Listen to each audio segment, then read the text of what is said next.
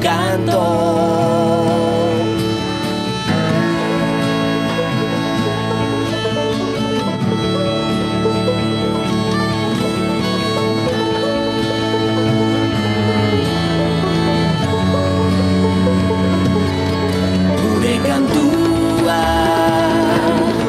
Denon kantua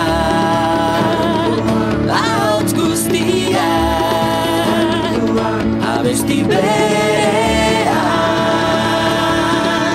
Es momento de encontrar, es momento de encontrar voces y brazos, norte y sur, tierra y mar a la par.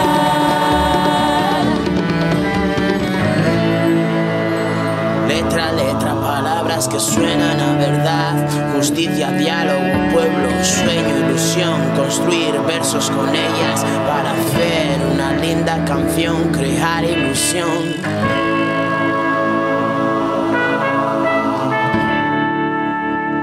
Gure bertsoen artean badiratziliakoak, gure bizitza zaturik edonon zabaltzekoak.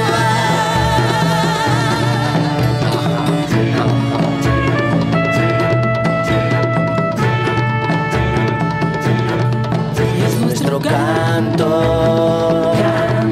canto del cambio.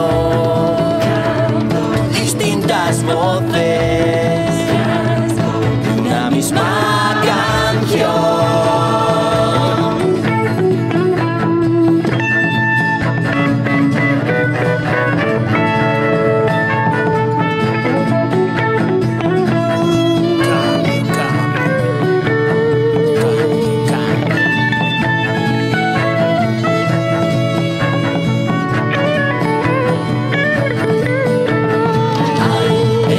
Estrofas, versos de antaño que riman con el canto de nuestros barrios. Hay en nuestras estrofas, versos de antaño que riman con el canto de nuestros barrios. Nuestras estrofas es nuestro canto, gure bizitza.